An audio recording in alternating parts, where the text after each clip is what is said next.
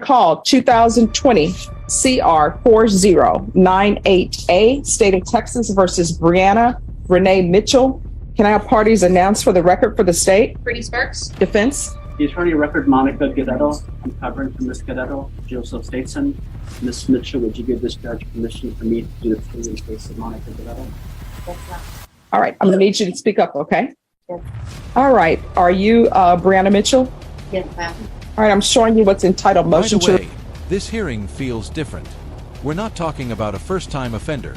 This defendant is already on community supervision for manslaughter.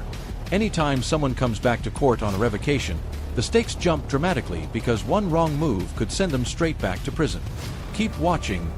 This case gets even more complicated. What's entitled motion to revoke community supervision. Did you review that with your attorney? Did you understand it? Yes. Are you the same Brianna Renee Mitchell who was placed on community supervision in 2020 CR 4098A for the offense of manslaughter on December 10, 2021 for a term of 10 years? Is that you? Yes. All right, state. Yes, Judge. Violated condition number 1 on or about the 8th day of September 2022 in Bexar County, Texas. The defendant, Brianna Renee Mitchell, committed the offense of possession of controlled substance. Penalty group 1 in violation of condition number 1. How do you plead to that? True or not true? True. Violated condition number 1 on or about the 8th day of September 2022 in Bexar County, Texas. The defendant, Brianna Renee Mitchell, committed the offense of failed to ID fugitive intent to give false information in violation of condition number 1. How do you plead to that? True or not true? True. Violated condition number 1 on or about the 8th day of September 2022 in Bexar County, Texas. The defendant, Brianna Renee Mitchell, committed the offense of evade arrest or detention in violation of condition number 1. How do you plead to that? True or not true? True. We'll waive the other violations. Any objections to the state's waivers? None. All right, did you understand by pleading true to violations 1, 1, and 1, the court could find it true, grant the motion, and sentence you up to 10 years in prison and up to a $1,500 fine? Did you understand? Yes, ma'am. Knowing that, do you still wish to plead true to violations 1, 1, and 1? Yes. The court will find 1, 1, and 1 true. Is there an agreement? Yes, Judge, we're asking that you grant the motion, revoke her probation, and sentence her to 10 years in TDC. Here's something a lot of people don't realize. By pleading true to these violations, she's basically admitting the allegations without forcing the state to prove them. At this point, the judge has enormous discretion, and a single decision could mean years behind bars. Would you take responsibility or fight the charges? TDC. In addition, Judge, will be taking into consideration cause numbers 2022 CR 10345B, County Court cause number 692652, County Court cause number 692653. Is that the agreement, defense? It is, Your Honor, and I believe I may have made a clerical typo on the certificate of appeal. I may have put I may have put the case in the PIC instead of the NPR with minus. Yes. No, I'll correct that. Is there any objections to the court correcting that with the proper cause number? None from the first. And if I may put something else in the record, Your Honor? Yes. This offense was created during a time where Ms. Mitchell was on federal release, supervised release. She has federal back time, and post the offense, she did time in federal prison. I have some dates if I can put those on the record. Yes. She was in custody in federal prison or federal custody on April 18th, 2016, where she was sentenced November 17th, 2016. And she was not released until April 3rd, 2020. When she was released April 3rd, 2020, it was supervised release, and there was a revocation hearing. And she has federal custody time from February 18th, 2022 to April 13th, 2022. And we ask that she be given credit for federal time in addition to the Bexar County time. So you're asking for credit from April 18th, 2016 to April 13th, 2020?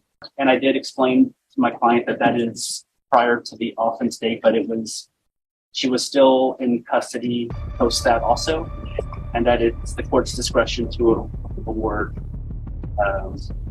time. So with regards to the dates from April 18, 2016 to April 13, 2020, was this case open on a motion to revoke or no? I don't believe it was on a motion to Now revoke. this is where things take an unexpected turn.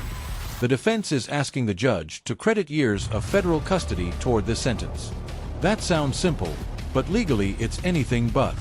Whether that time actually counts depends on when the case was pending and what the law allows, not just what seems I fair. believe it was on a motion to revoke. All right, was this case pending? I have to. Right. I can So- check one moment, Your Honor. Okay, so that's what I want to know about that. But with regards to the February 18th to 2020, February 18th, 2022 to April 13th, 2022, this was pending, correct? Yes. All right, so she will definitely receive credit for those dates. I just need to check on the April 18th date.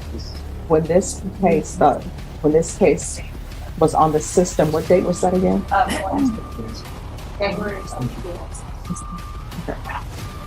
And then he was running patient 12-10. All right.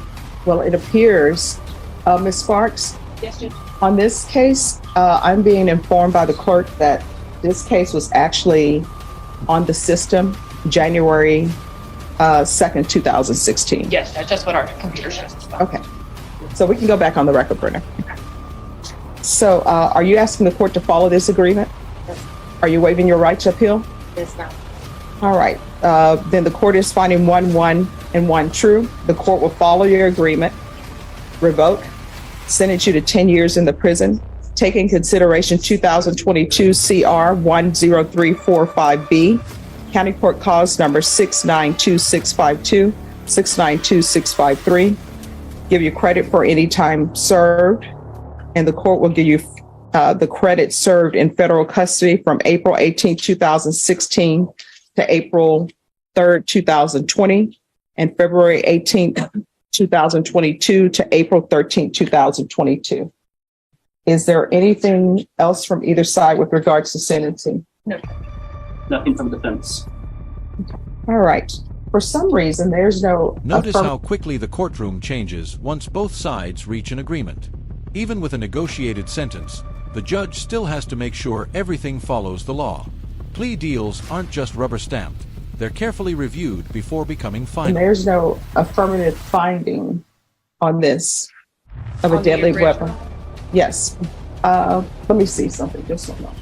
I don't know what the underlying facts of this case were. Just give me 1 second. I'm assuming a weapon was involved, be it a vehicle or something else. All right. Yeah, it's involved a gun. It appears that my client appears that it was with the co-defendant who had a gun. Her client didn't have a gun. But that was not negotiated with the district attorney's office with Marcus prior to this. All right, because I